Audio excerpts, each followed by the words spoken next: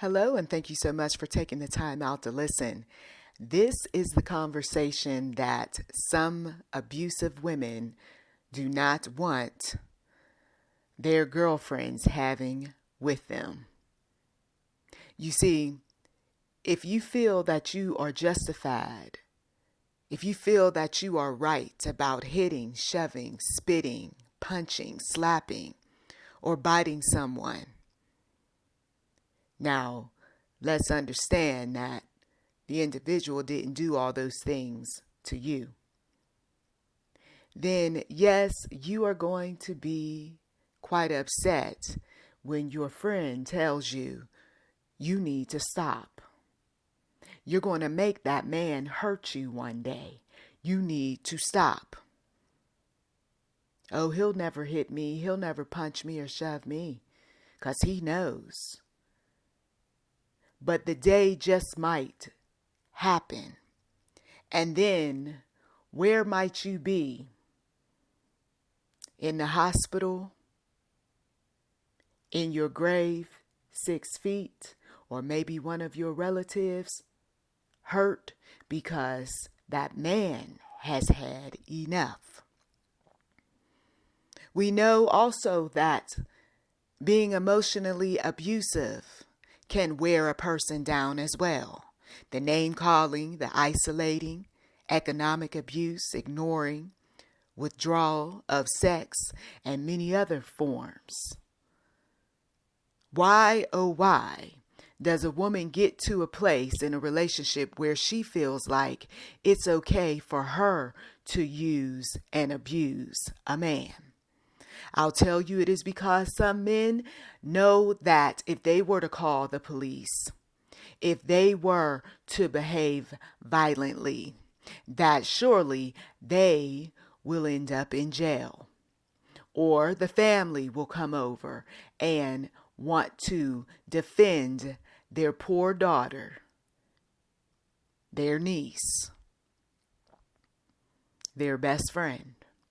So the man sits quietly while he is erupting on the inside.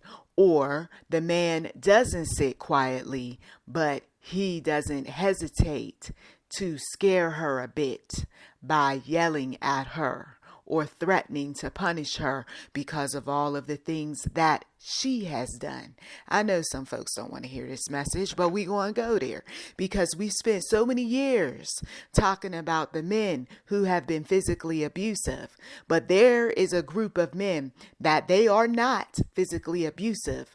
They are just ticking time bombs that eventually explode, maybe not on the wife or the girlfriend, but they explode at work because of the pent-up rage, or they explode on the children, or they explode on the pet, or they simply use a wall or some other object to release their aggression. There are some men that they'll go out and they'll find someone else that they feel more compatible with while they're still in a relationship with an abusive woman. Some folks are in same-sex relationships and this sort of thing happens. And because they had told so many people to support them on their same-sex relationship, never dreaming in 1,000 years that a partner was going to turn on them like a rattlesnake, they stay quiet, being abused and used by someone who they still love, but yet even God himself says, get out. Get out. Stop putting up with this. But I love her. I love him. I'm telling you that our God who created our bodies did not authorize, did not sign off on, is not supportive of relationships like this. I am one who years ago got out of one. He is not in support of relationships like this. Once again, a man who is being hit, shoved, spit on, punched, slapped, bitten. A man who is being called names day after day, isolated. A man whose money is being withheld, or there's constant arguments and fighting about you need to do this and you need to do that with the money. And so you find yourself handing over your check, or you're handing over the cash that's left in your wallet, or she's got access to all of your bank accounts and credit cards, and she's just having a field day. She ignores you and acts like you don't even exist. She withdraws sex as a means of power and control.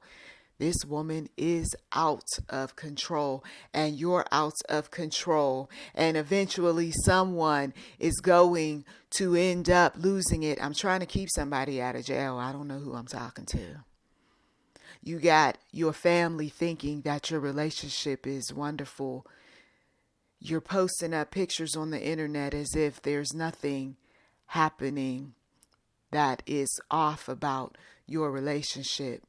You're not the least bit interested in getting some help, but yet God himself is saying you are out of control. Some folks have even hit these women, and the women are quick to talk about how, well, he's abusive to me because, well, let's look at what you've done. Oh, don't you blame the victim. No, see, we got some women who they're not the women who are getting hit and slapped and kicked for no reason whatsoever. These are the women who did inflict the injury. See, we got a separate group of women who, these were the women from, back in the day, so to speak, where, and their parents or grandparents, what have you, taught them to be very submissive. So there's this group of women who they don't do all of this crazy stuff because they've been scared into submission. So they're not bold enough to start hitting and punching and kicking. And then when they finally do, well, all hell breaks loose and they finally get gone and get out. But we're talking about these women who the man starts going off on you after you were punching and kicking and spitting and shoving and calling him a bunch of names. And he got to a place where he said, I can't take this. And he grabs her arm. Or he pushes her out the way as he's trying to get out the room because she's following him from room to room to room. We're talking about the women that are bold like men who jump up in a man's face and think that, oh, I'm going to get away with doing this because I got the police on my side, or because I know my daddy is going to do this, or I'm the one who I can call my brother and my brother will go upside his head. You see, they never want to talk about the craziness that started it. And so that man is at a loss for words. Listen, this is what happened, man. I don't want to hear it. You're not supposed to do this and that and the other to her. But see, let me tell you, for a long time, I went through a lot with her and I never did put my hands on her. And if you would just listen, and no, I don't want to listen to you because you see, you should have never, I'm talking about the secrets that some women have concerning how things went down. Now, some of us, we've been in those relationships where straight up, he just went off and you didn't have to do too much of anything because he was on them drugs, or because he was coming down off of the drugs and going through some kind of withdrawal. Okay. Or he was drunk or something like that. But I'm talking about straight up women who, it's like fighting a dude because she learned from abusive men. He learned from his passive mother to sit quietly, and really, you don't want to stir up anything. You just go in the kitchen and do whatever the woman tells you. He learned from his passive, submissive mother. She learned from her abusive angry, resentful, mean-spirited, nasty daddy.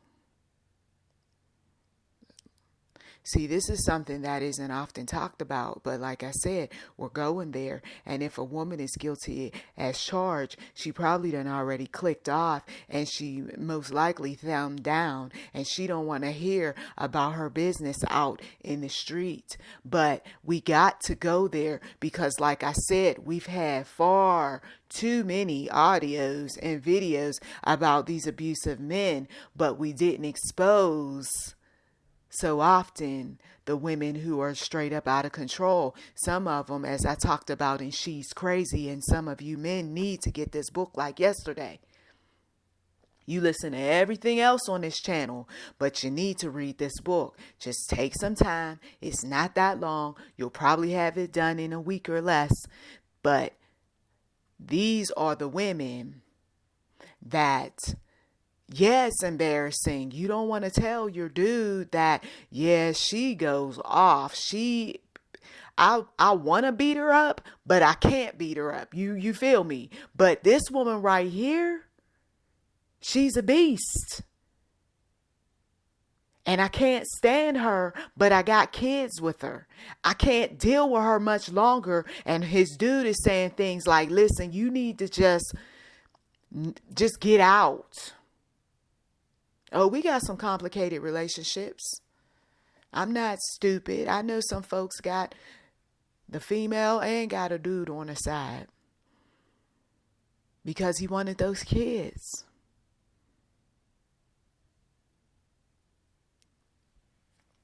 And the woman feels like she has every right to hit on him because maybe he went off on her years ago. And he got in trouble for it. And so he's like, you know how I am. And she's like, but I remember when you did this and that to me. So I'm just paying you back for all the times that you did what you did to me. Doesn't make it right, saints as well as sinners. It does not make it right. People are complicating situations simply by doing the unrighteous and feeling justified in doing the unrighteous. And when God continues to warn people to stop this foolishness and they refuse to, God will walk out on some people spiritually, and he will let people do some of the most disturbing and dark things to one another. This is where that reprobate and depraved or debased mind shows up. God gets tired of using his people to talk to folks. I'll tell you that there came a point in that dark relationship that I had where God was absent. He had already used the people of God to tell me it's time to leave. But this and but that, it is time to leave. But okay, you don't want to move your butt. Now you gonna get your butt kicked in a relationship. And that's just what happened. I was going to church at the time when the craziness was going on. I was praising the Lord when the craziness was going on. I was sitting up there trying to win some souls to Christ when the craziness was going on.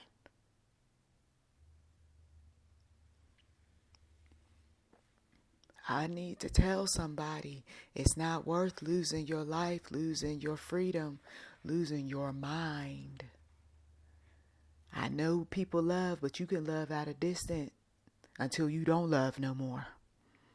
You can allow the Lord to move you in such a way where you won't need to hold on to that person any longer because you're getting the necessary counseling, and you'll find out that the relationship was a farce, that it was all about what you were tied to back in the day, those unresolved issues, the things that you reasoned was okay when you observed your mother, your father, and some other folks go through a physically and or emotionally abusive relationship.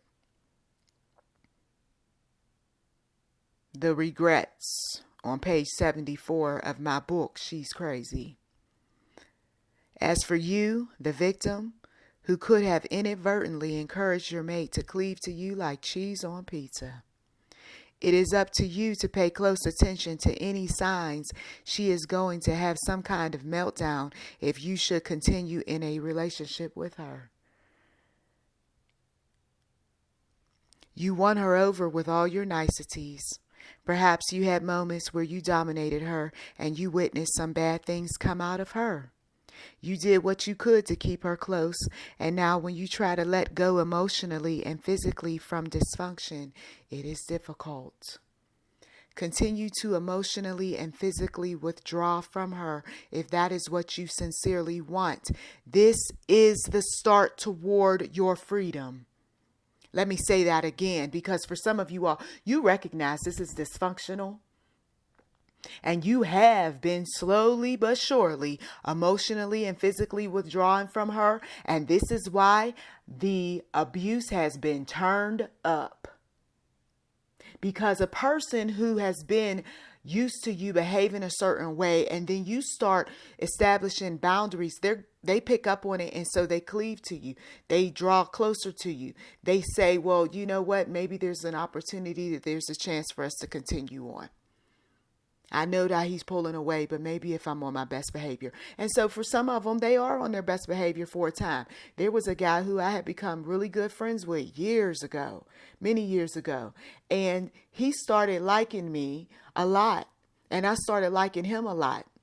And he told me how he was free out of this relationship where there was this abuse going on and the woman was the abuser. And I was like, oh, that's what's up. Maybe we'll be able to kick it. This is good, because I mean, this man was just, he was not bad looking in the least, and he could sing. And you know how some of you women are about a man who can sing. Okay. And I'm like that too. But he started acting distant during our friendship, and that's all it was. There wasn't none of that, wildness going on. He was in the church, and I wasn't in the church, but, there wasn't going to be any of that. So anyway, I noticed he started becoming distant, and he wasn't talking to me as much. And so one day, I saw him holding hands with her. And I kind of put two and two together. I said, that must be that abusive woman he was talking about. She had something just a little bit off in his ass. And I was like, oh, well, I'm not going to be that homewrecker, I guess. He's just going to have to, do what he has to do. Right?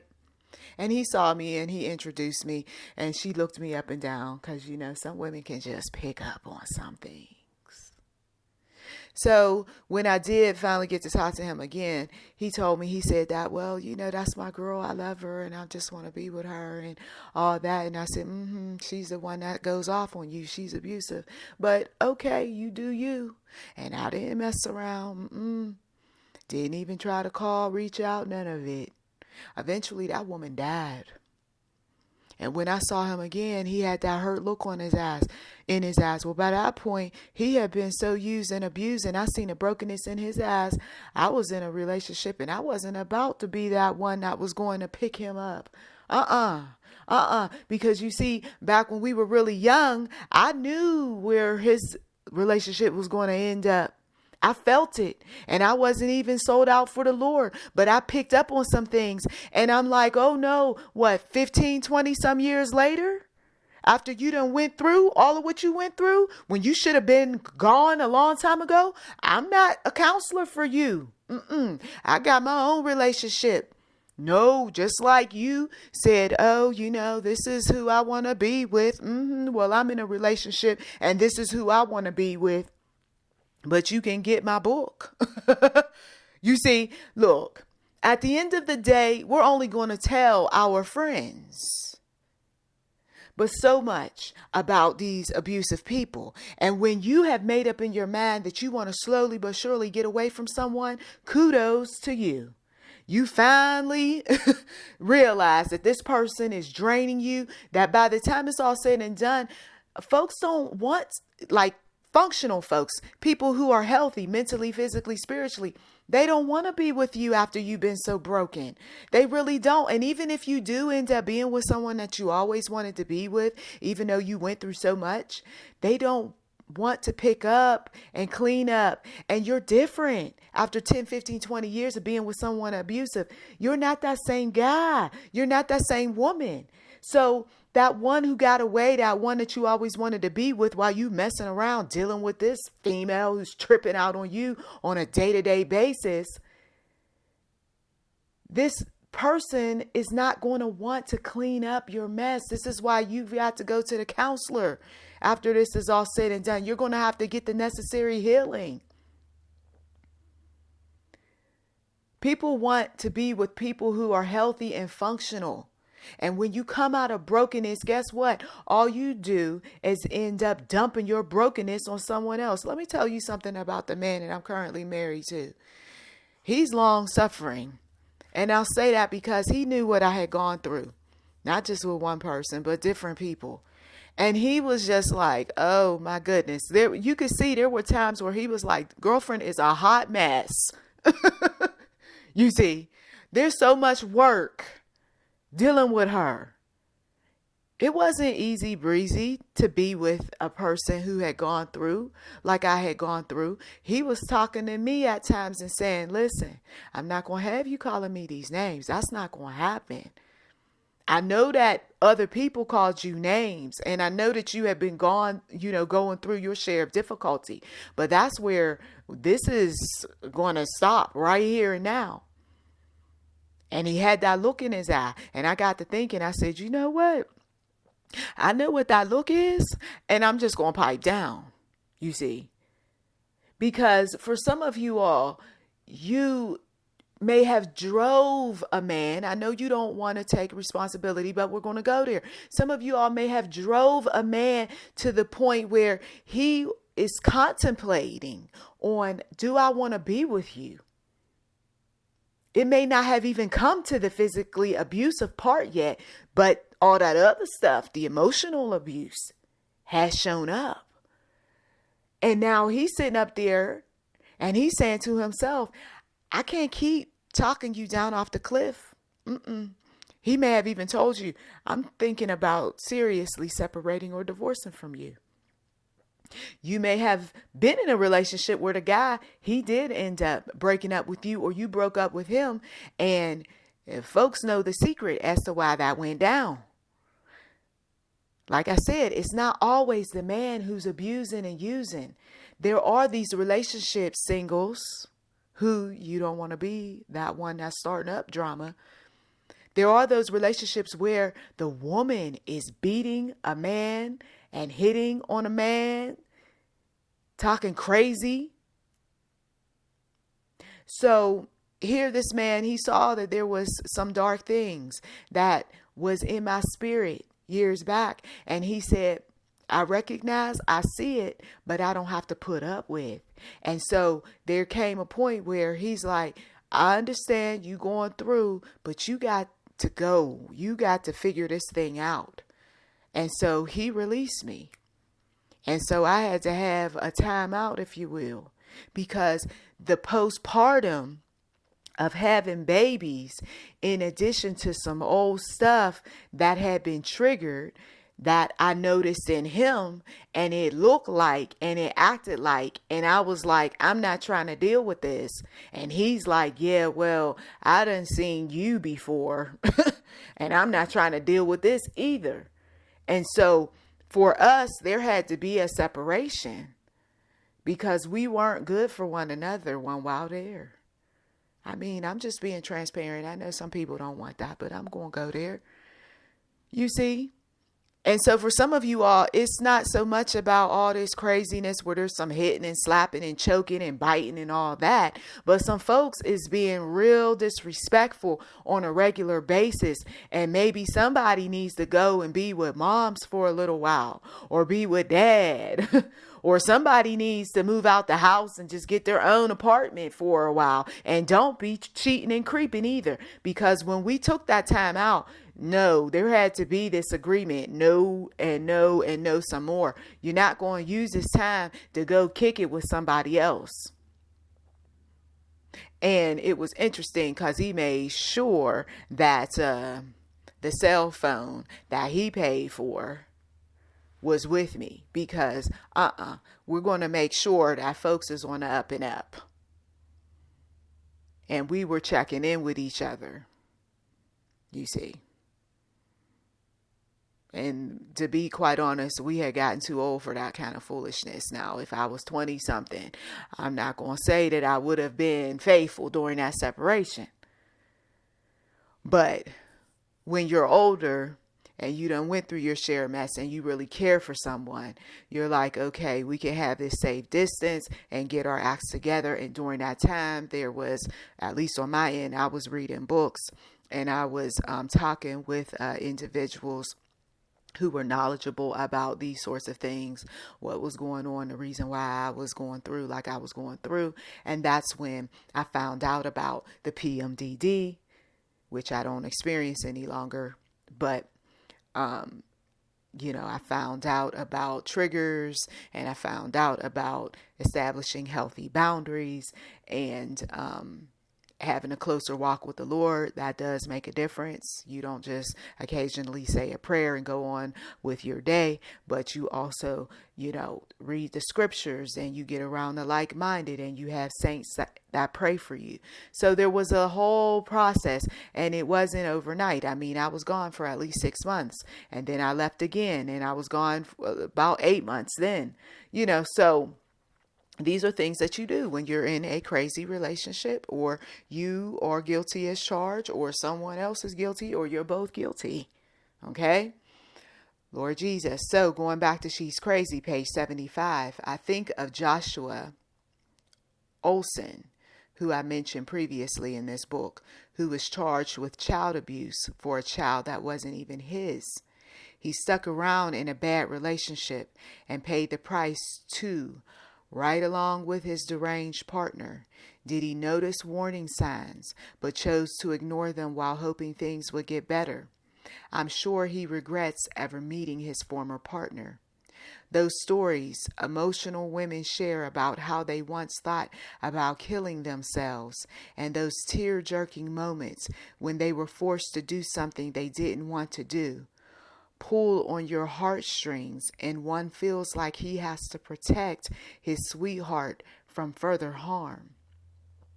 In the early dating phase, where the man was listening intently to the woman going through, I mean, she had tears in her eyes about what daddy did, or what her boyfriend before did, or what her husband of so many years did to her, and what her brothers did, or whatever these issues were. And that man, he was saying to himself, I've got to help her.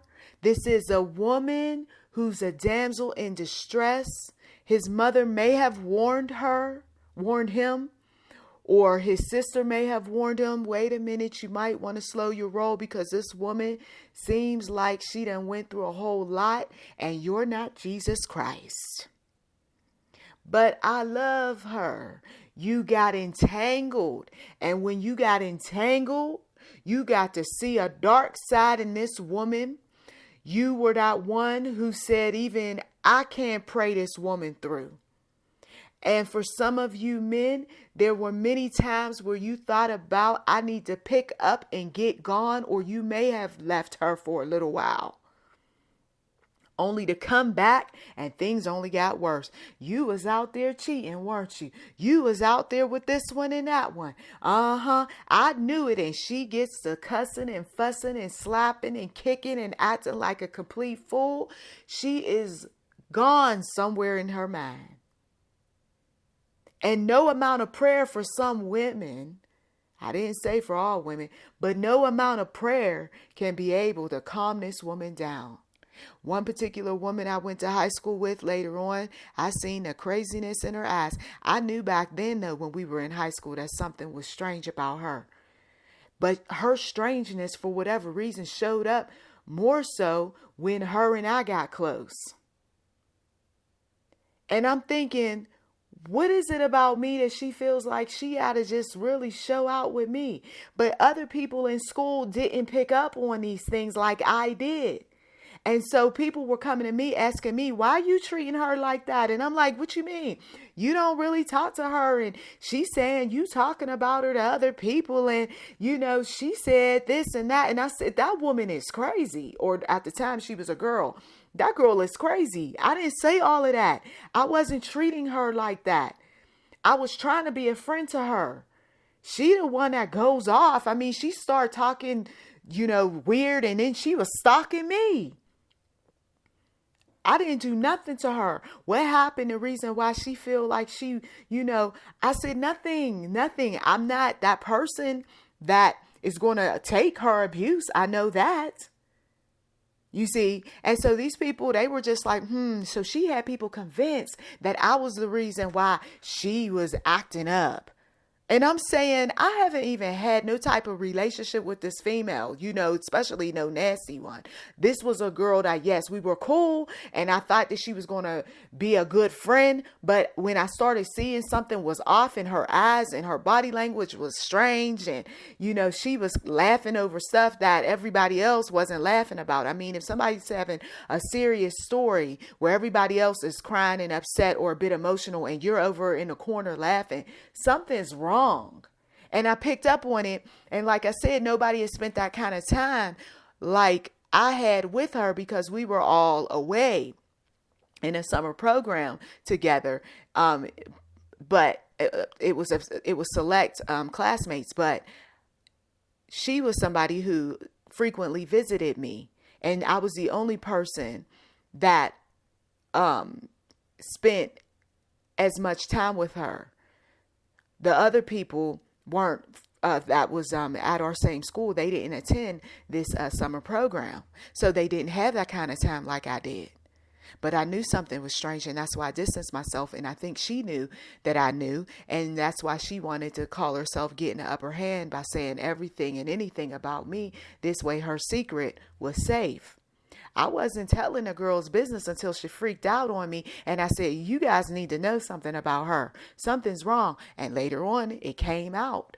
One of the teachers said, well, I'm not supposed to say this, but I just want to let you know some things about her. I said, oh, okay. So I went back. I told my mother. My mother said, I knew something was wrong with that child because she had to go up to the school. Well, fast forward. Now that's school, right? That's high school. Fast forward, grown woman out there roaming around, had a baby with somebody who dared to get her pregnant. And she roaming around and can't figure out this bus that we all got on back when we were kids. She was confused.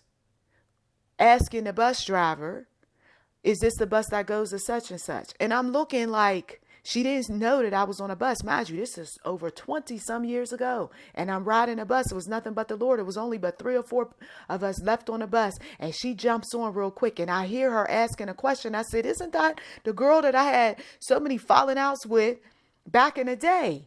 I said, that's her. And she had gray hair and she was asking the bus driver where the bus went. And I said, we used to get on this bus when we was kids. What are you talking about? You know where this? Oh, that's right. That's that weirdness coming out. And the guys who she dated back then in school used to say, she crazy. I can't do her. And I'm like, and this was before I got to know her. And I was saying to myself, those guys were right. And one guy used to say, she be hitting me. We were kids. And now grown folks, and she brought a baby into the world. We don't know if it's generational.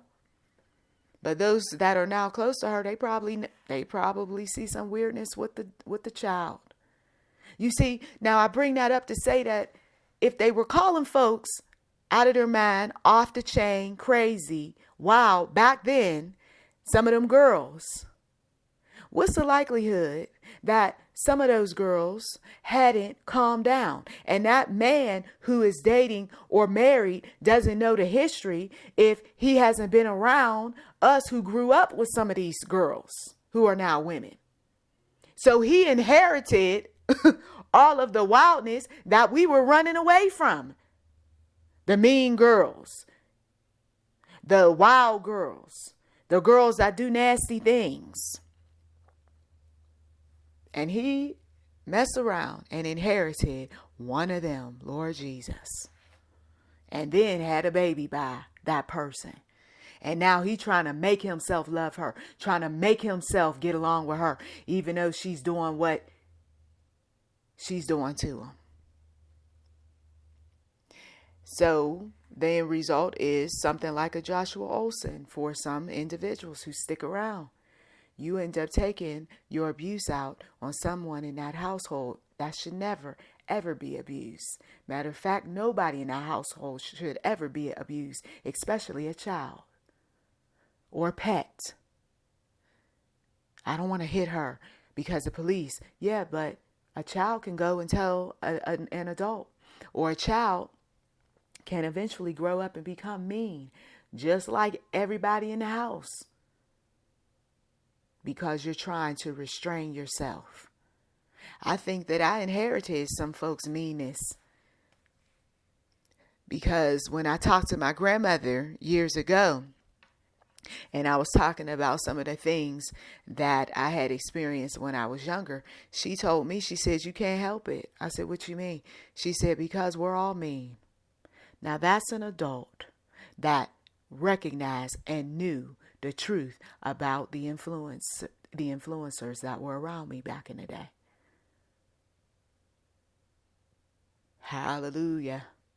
You see, and when she said that, I was younger then, and the meanness showed up in the relationship and that I was in that was abusive.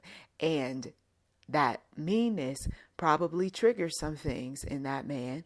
The reason why he felt like he could do what he did doesn't justify it, doesn't make it right, but some people can be triggered. And so you got these people who's in these relationships that they get triggered and know they don't beat up on their partner, but they end up beating up on other people or other things in the household. Now, in my case, the individual decided, oh, you remind me of someone, maybe his mean mother. And so that's why maybe he felt like, I'm going to hit her, I'm going to push her, I'm going to trip her, I'm going to do mean things to her, because maybe his mean mother did mean things to him. You see. So you want to save the hurting from the big bad wolves in their lives. You do. You become a victim's handler, like a celebrity employs a personal assistant to tend to his or her needs and a public relations team to maintain one's image. This goes on for decades with many married men who wear the scars to prove how dedicated they have been to partners. But at what price? At what price when you look at your arms and all the scratches and the bruises from a woman or many women? At what price when you look at your fingers, the tops of your hands from the scratches? At what price when you feel yet again the muscle aches from having to push this woman off of you? At what price when you look at your knees and your shins from all the kicks and the times where you tripped trying to get away from her? At what price? I thank you as always for taking time out of your busy schedule to listen. You've been listening to YouTube Enterprise 7. Feel free to like, subscribe, comment. We do welcome giving on this channel, and thank you in advance.